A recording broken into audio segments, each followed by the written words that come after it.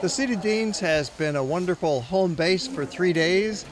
Very comfortable spot in the center of Paris. It's fancy kind, huh? Yeah. Nice. They gave us a 20% off. We've enjoyed 3 days in beautiful Paris, but now it's time to go. So we're loading into taxis. It's a short drive from the hotel over to the train station where we're going to catch our train from Paris to London. Just roll the bags from the front of the station right inside and going down the convenient ramp, and we're off through the French countryside. Well, the Eurostar is very comfortable. You can relax at 180 miles an hour, very smooth. And there's something special about it, and that is you can often have conversations with some local Europeans. People get very friendly on the train. Oh, it's beautiful scenery traveling along on the train, of course. Within a couple hours, we've arrived in London at St. Pancras Station. The guys pitch in and get the bags down onto the platform, and everybody grabs their bag with wheels on it and catch taxis into the heart of London. We're staying at the Citadine Trafalgar, which has recently been completely renovated. All new furniture, new design, new style. They have kitchens in the rooms still, which can be very handy for the traveler. So it's really comfortable, and it's only 1 block away from Trafalgar Square, so you couldn't get more central. And we'll start out with a bus tour of the city. It's fun to sit on the top of the open top bus where you get a good view and you can take some nice pictures as we ride along. Oh, you'll see many of the highlights of the city riding along on this 2.5-hour bus ride, checking out the Houses of Parliament through Mayfair and passing some ancient buildings as well as the modern side of town. It's a little cool on the bus top level, but it keeps us awake. And you could always go downstairs for more warmth. A view of St. Paul's Cathedral. Towards the end of the bus tour, we have a view of Tower Bridge. And yes, it's a drawbridge. It only opens a couple times a day, so we were quite lucky to run into this unusual event. And then it will end up at the Tower of London, where we get off and we pay a visit inside. This was the great fortress of William the Conqueror, and it's been occupied by various English kings over the centuries, and today it's just one of the most popular visitor attractions in all of Europe. And then after the visit, we can take a boat ride for about 40 minutes back into the center of town near the hotel, passing the Eye of London again. It's the world's largest Ferris wheel. After the boat ride, we take a short break back at the hotel. Heading towards Covent Garden, one of the beautiful magnets of activity in town. The covered market building in the center is a grand old structure from the 19th century. The area for several blocks around the piazza is also called Covent Garden and has many nooks and crannies for you to explore.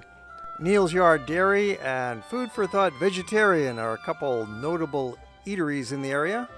Then we continue walking into Soho, right into the heart of bohemian artistic London, down Old Compton Street, and meander through the fascinating side streets, Greek, Frith, and Dean. You'll see lots of people having a great time standing on the sidewalks, drinking, talking, carrying on in a big party scene. This action gets especially busy from 5 p.m. on through the night. There are many excellent restaurants here. Patisserie Valerie has got beautiful pastries. You're looking at a normal weekday evening at twilight in Soho. It's like this every night and even a little busier on the weekend. Old Compton Street is semi-pedestrian, so it's quite okay to walk in the road. In recent years, the active street scene of Soho has greatly expanded in area, and now it reaches from Charing Cross Road way over to Regent Street, including a lot of little side lanes with pubs and restaurants, and even Carnaby Street has come back to life again. It is one of, if not the most exciting part of town However, during the daytime, it is much less interesting, so by all means, plan your schedule to be in Soho in the evening. Cross over the busy Theatre Street, Shaftesbury Avenue, and walk 1 block south to Gerrard Street, the center of London's Chinatown. It's a small neighborhood, just 4 square blocks. And then just a block behind, we find one of London's busiest places, Leicester Square. Mobs of people coming and going. Some final evening scenes of Trafalgar Square. That wraps up a busy day in London. Next morning, we're doing an ambitious walking tour of central London. And then we keep going up to Oxford Street, which is the greatest shopping street in the city. We start out at Trafalgar Square, which makes a great photo op with the fountains and National Gallery of Art in the background. Walk along the curved section of Regent Street. We've now arrived at Oxford Street, which is really the great shopping street of the city. It's the busiest shopping boulevard for locals, 1 mile long and loaded with 60 shoe stores, just as many clothing outlets. Stop for a photo at that funny statue of Churchill and FDR sitting on a wooden bench. Through the Burlington Arcade. The Burlington Arcade is just 1 block long and has 40 small shops with exquisite, expensive merchandise. Each shop is unique with only the highest quality items on display. Take some time for a thorough visit to a very special food store across the street, Fortnum Mason.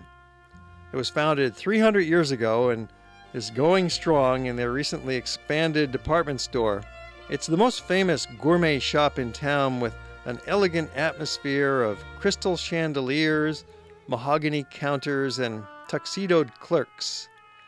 The ground floor is foodie heaven, stocked with teas, caviar, pastries, meats, biscuits, wines, perfect produce, pasta, chocolates. So take at least half an hour to buy something that says Fortnum Mason on it.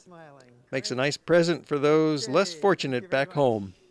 And best of all, you can have tea in their fountain restaurant, scones with clotted cream. So one of the great pleasures in London is to have some tea and some scones, especially at Fortnum Mason. The scones are coming out. Oh, look at that. Okay, that's great. Thanks so much. Scone with the clotted cream and the preserve on top. We're now heading into the district known as St. James. Just behind Fortnum Mason, you'll find another elegant small shopping street tucked away, Jermyn Street, with a couple of aromatic interiors worthy of a sniff. Florists for soaps and perfumes and toiletries. And then Paxton and Whitfield's with 300 different kinds of cheese on offer. I'll now walk a block down Duke of York Street to the centerpiece of this district, which is St. James Square, a small public park with green lawns, flower beds, inviting benches, many tall trees, and a majestic statue right in the center. Now pass through the park to the other side and continue to Pall Mall, a large fancy street lined with gentlemen's clubs. This will lead you over a couple of blocks to St. James Palace and the first phase of changing the guard. And they'll march right out at you.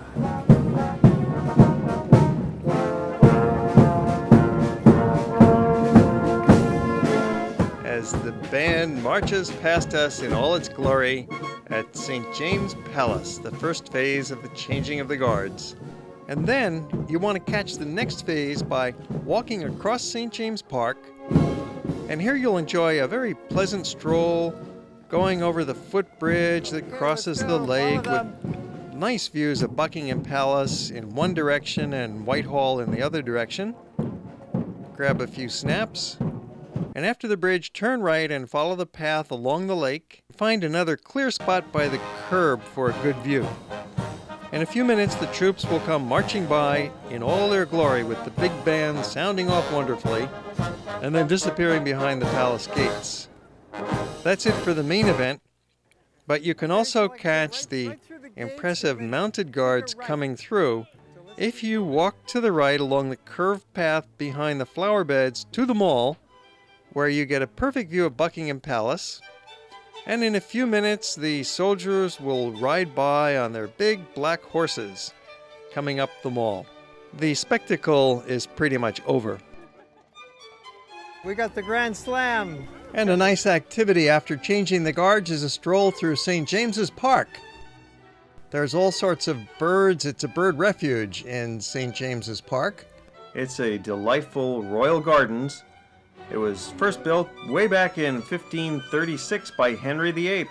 About 100 varieties of blooming flowers throughout the seasons grow here. It was opened to the public during the reign of Charles II, 1662. Charles hired the great French landscape architect Lenôtre to come over from Paris and design the gardens for him to resemble the gardens of Versailles and the Tuileries. Walk out the east end of the park, crossing into the Horse Guards Parade, where you will have a chance to see yet another changing the guards if your timing is right. If you get here right at about 12 noon, you're going to see the horse guards changing their shift. The guards sit on horseback for a shift of several hours, and then when their time is up, they change guards in this nice little ceremony and have fresh guards take their place. As we bring to an end our tour of Europe